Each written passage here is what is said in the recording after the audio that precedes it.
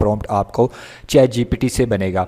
लेकिन आपको भी एग्जैक्ट पता होना चाहिए, कम से कम आप ये चेक कर सकें क्या मेरा प्रॉम्प्ट सही है जो मुझे चैट जीपीटी दे रहा है, ताकि मैं आंखें बंद करके काम ना करूं कि जो चैट जीपीटी ने दे दिया वही सही है, मैं उसको उठा के डायरेक्ट इमेजिनेशन टूल्स में ऐड ना करूं। कम से कम मुझे भी पता होना चाहिए कि जो चैट जीपीटी ने मुझे प्रॉम्प्ट बना के दिया है क्या वो ठीक है या नहीं ठीक। ये तो कुछ स्टेप्स मैंने आपके लिए बनाए हुए हैं। ये मैंने एक इमेज जनरेशन वाला टूल ओपन किया हुआ है जिसमें हम प्रैक्टिकली करके देखेंगे इमेज जनरेशन, और यहाँ पे ये कुछ इमेजेस के स्टाइल्स वगैरह हैं तो हम इन डेप्थ में डिस्कस करने वाले हैं एआई इमेज जनरेशन को।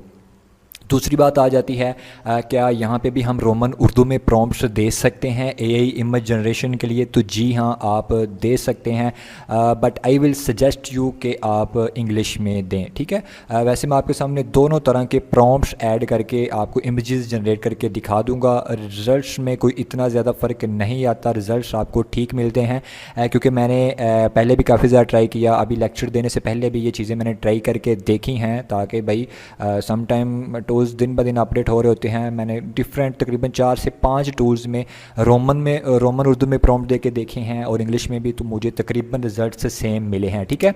तो बाकी क्या है कि आप रोमन उर्दू में प्रॉम्प्ट दे सकते हैं, इंग्लिश में भी दे सकते हैं, क्योंकि हमने तो प्रॉम्प्ट बनाना ही नहीं ना, हमने तो कॉन्सेप्ट समझना है। अभी देखें, ये मेरे पास एक इमेज जनरेशन वाला टूल ओपन है और मैंने यहाँ से आके एक इमेज बनानी है, तो मैं इसको क्या आके कहूँगा? मैं इसको जस्ट ये नहीं कह दूँगा आ मैन, ठीक है, आ मैन या create a image of uh man, ठीक है। मैंने इसको अपनी हर चीज़ बतानी है उसी तरह से जिस तरह से हमने डिस्कस किया था चैट जीपीटी में। अभी मैं इसको ये कह दूंगा ना, मुझे एक आदमी की तस्वीर बना के दो, ये कुछ भी बना के दे देगा, मुझे एग्जैक्ट चीज़ नहीं बना के देगा। अब इसके लिए मैंने आपके लिए एक छोटा सा फार्मूला बनाया हुआ है। वैसे तो काफ़ी ज़्यादा चीज़ें ऐड होती हैं एक प्रॉम्प्ट में, लेकिन ये जो 6 चीज़ें मैंने आपके लिए लिखी हुई हैं ना, ये 6 चीज़ें आप चाहे स्क्रीनशॉट ले लें यहाँ पे वीडियो स्टॉप करके, ये 6 चीज़ें आपकी मस्ट ऐड होनी चाहिए एक प्रॉम्प्ट में अच्छे रिज़ल्ट के लिए, ठीक है। और ये लाजमी बात भी नहीं है कि हर प्रॉम्प्ट में ये ऐड होनी चाहिए, लेकिन मेनली ज़्यादातर आप स्टोरीज़ वगैरह बना रहे हैं, मूवीज़ बना रहे हैं, कार्टून स्टोरीज़ जो भी, तो वहाँ पे ये 6 चीज़ें आपकी लाजमी से ऐड होती हैं। तो ये 6 चीज़ें मैंने यहाँ पे लिखी हुई हैं आपको समझाने के लिए।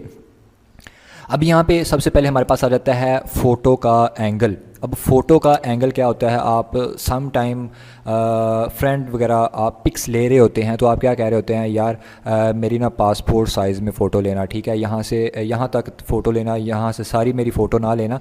तो वो कुछ एंगल्स होते हैं, अगर आप यानी कि जस्ट अपने फेस की या थोड़ी सी गर्दन तक आप अपनी पिक उतरवाते हैं, पिक लेते हैं, वो होता है आपका क्लोज़अप शॉट, ठीक है।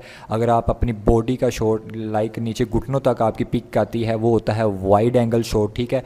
और आगे मैंने लिखा हुआ है ओवर द शोल्डर यानी कि आपके शोल्डर से पिक ली जाएगी, यानी कि उसमें आपका एक शोल्डर नज़र आएगा, आगे बाकी जो सीन है वो नज़र आएगा।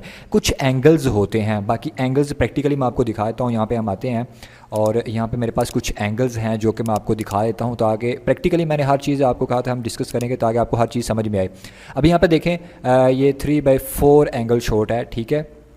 और यहाँ पे आगे हम आ जाए, ये बैक शॉट है, ठीक है। यहाँ पे ये क्लोज़अप शॉट है जिस तरह से हमने कहा था, डिस्कस किया था।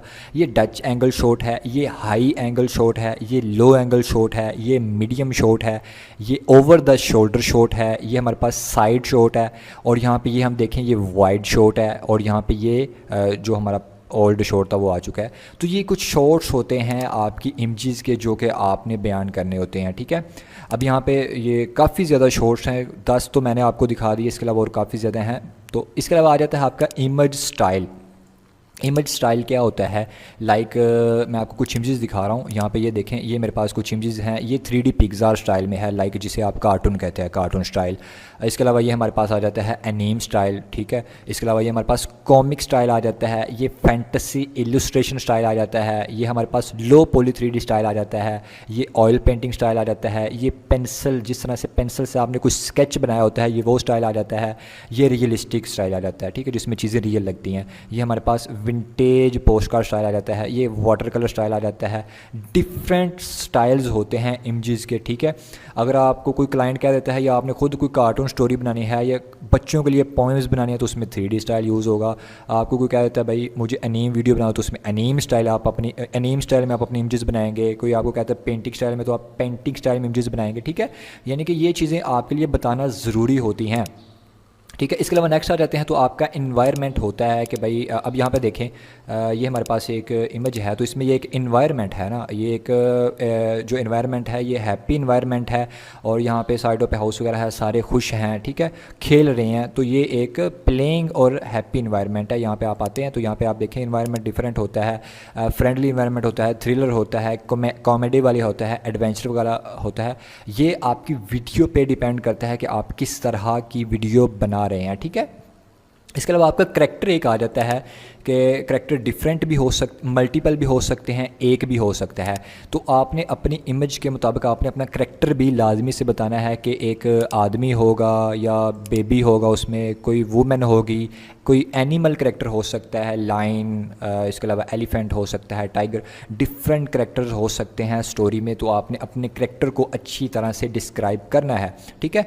इसके अलावा एक्सप्रेशन हो सकते हैं, जो करैक्टर है, ठीक है, वो किस तरह से उसके एक्सप्रेशन कैसे हैं, वो सैड है, वो हैप्पी है, वो कॉन्फिडेंट है, फ़नी है, क्या उसके एक्सप्रेशन है वो आपने बताना है। उसके बाद आपकी इमेज की क्वालिटी क्या होगी, HD होगी, 4K होगी, 8K होगी, या इसके अलावा कोई कैमरे का आपको पता है कि जिस कैमरे के रिज़ल्ट्स बहुत अच्छे मिलते हैं इमेज बनाते हुए, तो आप AI को ये भी बता सकते हैं कि इस कैमरे जैसे रिज़ल्ट, इस कैमरे जैसा मुझे क्वालिटी बना के दो, तो वो आपको उस कैमरे के मुताबिक उस कैमरे जिस तरह से उस कैमरे से आप इमेज बनाए आपको रिज़ल्ट मिलता है ना, ये भी उसी तरह से आपको इमेज बना के देगा।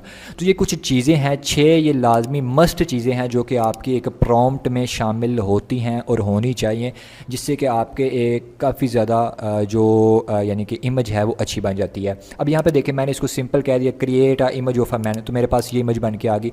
यहाँ पे एक मैंने प्रॉम्प्ट लिखा हुआ है, अगर मैं इसको ये प्रॉम्प्ट दूँ, ठीक है, यहाँ पे ये मैं इसको रोमन उर्दू में ही प्रॉम्प्ट दे रहा हूँ, ठीक है।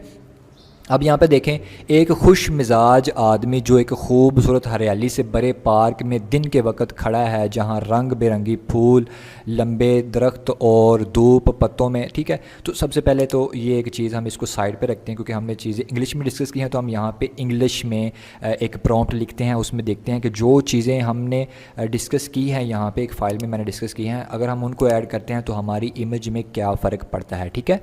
अभी यहाँ पे देखें, ये मैंने जो हमने चीज़ें यहाँ पे डिस्कस की हैं ना, एंगल, इमेज स्टाइल, एनवायरनमेंट वगैरह, वो चीज़ें ऐड करके मैंने यहाँ पे एक प्रॉम्प्ट दिया है, a wide angle shot of a confident man. यहाँ पे मैंने अपना एंगल बता दिया, यहाँ पे मैंने अपना करैक्टर बता दिया, यहाँ पे captured in a 3D Pixar style, यहाँ पे मैंने अपनी इमेज का स्टाइल बता दिया, the environment is adventure themed, यहाँ पे मैंने अपना एनवायरनमेंट बता दिया, यहाँ पे मैंने उसके एक्सप्रेशन बता दिया, his expression is confident, and यहाँ पे मैंने उसका एटमॉस्फेयर वगैरह बता दिया, एंड यहाँ पे लास्ट पे मैंने उसके अपनी इमेज की क्वालिटी बता दी।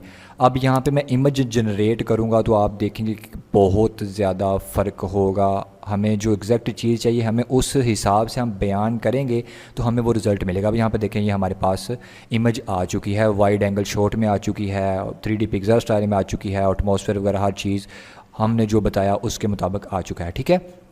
अभी यही प्रॉम्प्ट आप इसको रोमन उर्दू में भी दे सकते हैं, तो वो भी हम यहाँ पे इसको रोमन उर्दू में भी प्रॉम्प्ट दे के हम देख लेते हैं कि हमें क्या रिज़ल्ट मिलता है। अभी यहाँ पे मैं इस प्रॉम्प्ट को ख़त्म कर रहा हूँ और यहाँ पे मैं रोमन उर्दू में इसको प्रॉम्प्ट दे रहा हूँ।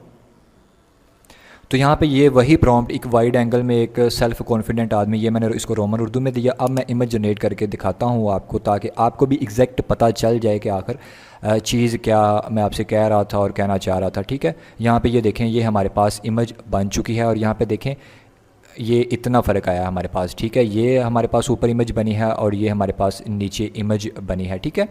तो यहाँ पे इसमें आपने टेंशन नहीं लेनी, क्या नहीं लेनी, क्योंकि ये हम जस्ट एक इमेज का स्टाइल वगैरह, एंगल वगैरह डिस्कस कर रहे हैं। कंसिस्टेंट करैक्टर वाली डिटेल जब आप अपने प्रॉम्प्ट में देंगे तो वो आपकी एग्जैक्ट चीज़ सही बन जाएगी, चाहे आप रोमन उर्दू में दे रहे हैं चाहे आप इंग्लिश में दे रहे हैं, ठीक है।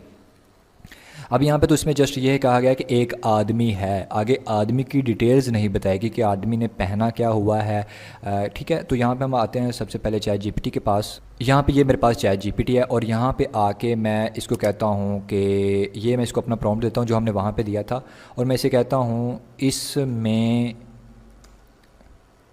मुझे मैन की डिटेल्स ऐड करके दो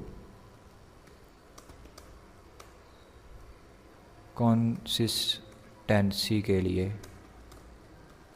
और मुझे इंग्लिश